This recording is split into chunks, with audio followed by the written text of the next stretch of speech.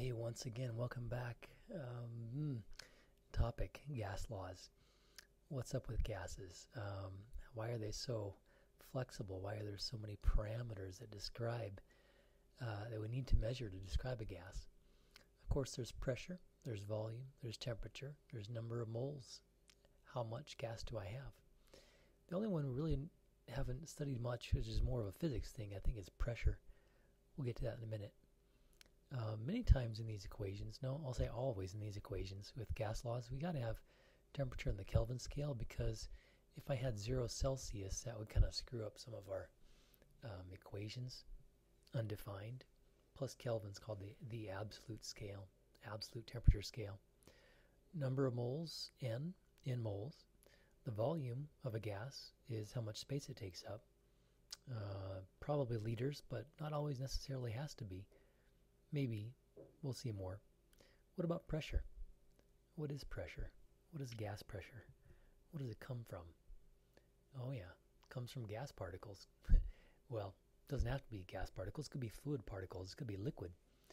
But if I strictly focus on gases for now, collisions of the gas particles with themselves in the walls of the container or any one inside the container lead to pressure, a force exerted over a certain area. So we could actually say the official metric unit is newtons, which is the force, per square meter, which is the unit of area.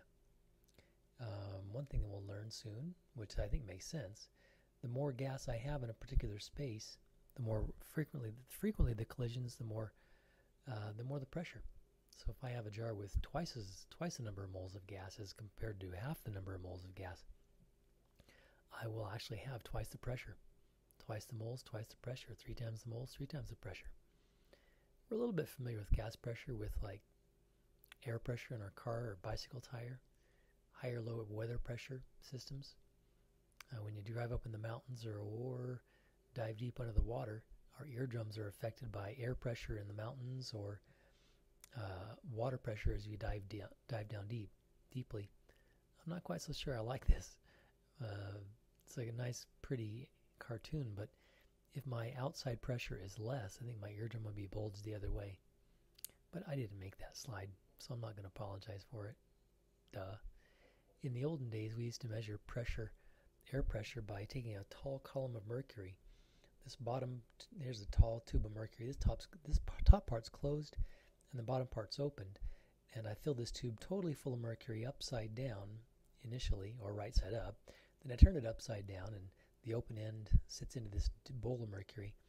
Most of the mercury stays up in the column, actually. That's because air pressure is pushing down on this pool of mercury and holding up that mercury in the column to about 760 millimeters or 76 centimeters. But that's an old-fashioned unit, but it's still used. Millimeter mercury and a torr are exactly the same thing. So this is 760 torr, 760 millimeters of mercury, 1 atmosphere of pressure. So these units are varying. There's not a well agreed upon. Perhaps, well, yeah, it totally depends on what field of science you're measuring pressure in, but we'll like to use atmospheres sometimes kilopascals, sometimes torr. But you can use any of those two as conversion factors if you know what I mean. All right, first gas law, Boyle's law. It says that pressure and volume in a gas are inversely proportional. If my pressure goes up, my volume goes down. If my pressure goes down, my volume goes up. So that when I multiply the two for any particular sample of gas, assuming that the temperature isn't increasing or decreasing and the number of particles isn't increasing or decreasing, so it's the same temperature and nothing's escaping, I see this nice reciprocal curve, inverse curve. So yeah, this is a very useful equation right here. P1V1 equals P2V2. The constant, whatever it is for a particular gas, if nothing leaks in or out or if the temperature doesn't warm up, should allow any pressure-volume combo to remain intact. For example, 1 liter times 1 atmosphere is 1 liter atmosphere, or half a liter times 2 atmospheres is 1 liter atmosphere. Of course, diving under the water, I mentioned that a second ago. Diving down deep, you get a lot of pressure, really fast, faster than the air pressure varying in air. But anyways, all right, let's look at some numbers just for the sake of it. Oh, here I'm saying with Boyle's law, the pressure and volume don't have to be actually in specific units, although, yeah, they just don't have to. Let me zoom in a little bit more here. For example, I actually started with this table and I just made up 4 atmospheres and 2 gallons. So 4 atmospheres times 2 gallons for a particular sample of gas, I can imagine it. That gives me 8 atmosphere gallons. So that any other pressure volume combo for this sample of gas at the same temperature and number of particles needs to also multiply to 8. 2 times 4, 1 times 8, 24 times a third of 24, 8. Or, what about this one? I made up this one as well, but I can imagine it would work. Oops, sorry about that. So I start with 10 psi and 120 milliliters. So that gives me what? 1200 psi milliliters. Multiply the 2. So if this went down by a factor of 3 from 120 to 40, this would go up by a factor of 3 to 30 psi. Or if this went then, oh goodness gracious. Let's see, 10 times 6 is 60. So this divided by 6 is 20. Or let's go the other way. 10 divided by 5 is, or 10 divided by 2 is 5, so 120 times 2 is 240. Or this one times 3 gives 360. So this one divided by 3 would be, oh geez, 3 1/3. Yeah, something like that. Or other ways to say it, P1V1 equals P2V2, very useful, very helpful. And so I just made up some pressures and volumes. Kilopascals is metric, ounces is English, but it really doesn't matter. Some of you guys might not be familiar with ounces, but yeah, that's an ounce. So this one times this one divided by this one gives me 35.5 ounces. So it looks like here the pressure got larger from 43 to 72-ish, and so the volume, of course, goes down. And similarly, let's see, here we're taking the volume from 7 something to almost 9, so the volume gets larger. Guess what happens to the pressure? Yeah, it gets smaller. So 639 went to 512. This one times this one divided by this one.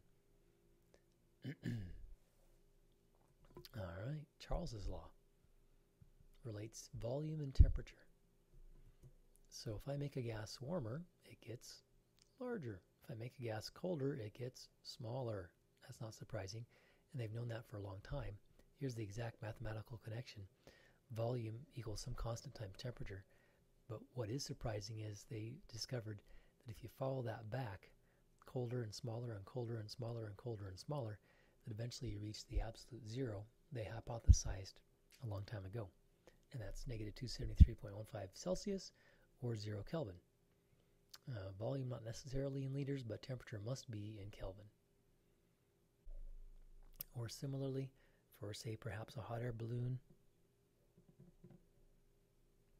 if I had 50 liters of air and room temperature, and I warmed it up to 400 Kelvin, what would be the new volume? Yeah, so it's that's an equal sign right there. This one over this one equals this one over this one. This one times this one, cross multiply and divide, comes out to 67 liters. Or similarly, if I didn't know a temperature, so I went from 10 milliliters to 50 milliliters, warming from liquid nitrogen 77 Kelvin. What's the new temperature? So this one times this one divided by this one gives me 385 Kelvin. You guys saw this in lecture, didn't you? It's so much fun. I don't know, it's so childish, but I like doing it. Avogadro's law. The volume and the number of particles are connected. In the same way, similar to what we saw up here with the volume and temperature. So that is to say, volume and number of particles vary directly. So some constant times the number of particles gives me my volume. In this one, that constant is 22.2. That's just the slope of the line. And so we can imagine any two combos of those, and it works quite nicely. Not mandatory to have the volume in liters, and it's not even mandatory to have the moles in the number of particles in moles. Here's an important implication.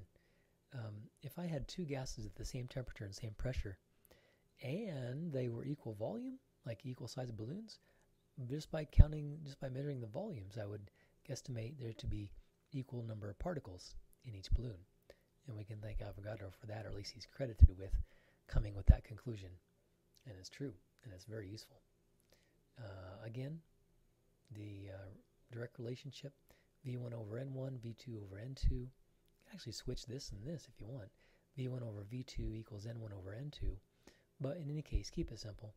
23 liters goes to 47 liters. Oh, but 7 moles goes to what? How many moles would it take if the pressure and the pressure and temperature stay the same? And we just cross multiply and divide. Again, cross multiply and divide. This talks in millions of particles. Pints? Who uses pints? My grandma used pints. I don't. Anyways, it's also where they mention the pressure-temperature connection, which is very similar. If I throw a can of spray paint in a fire, it explodes because the pressure builds up so great as the temperature in the fire jacks up the container, the gas particles in the container. But this one we do need to have it in kelvins. So if I put all these together, it looks something like this. And if any one or two of these variables stays the same, like if the number of particles stayed the same, then they would just cancel out and drop away, and I'd have P1 V1 over T1 equals P2 V2 over T2. So I can use that equation or cancel any of anything that remains constant. So if my number of particles and temperature stayed the same, or if my pressure and number of particles stayed the same, or if my pressure and temperature stayed the same, or if my volume and temperature stayed the same, or if my pressure alone stayed the same, or if my number of particles stayed the same, then I'd know what equation to use. Or if you want to shove them into if you want to just imagine all the variables but one unknown, then you have a little calculator challenge to say this times this times this times this divided by this divided by this divided by this should equal that. It's true. And yeah, pressure and volume and even number of moles. Oops. Quit it. May not have to be in the usual units, but if we're using it in the equation called the ideal gas equation, then you really should have, what should you have? You should have pressure, volume, temperature, and number of particles in their usual units. That's because this constant R that makes it all fit together nicely. It goes like PV equals nRT. You're always given what R is, the gas constant, and the liters hints me that my volume should be liters, and the ATM hints to me my pressure should be in atmospheres, and the moles for number of particles, and Kelvin for the temperatures. So if you focus on those units of R, it tells you what everything else should be in. Oh my gosh, that's it. Thanks, guys. See you in class.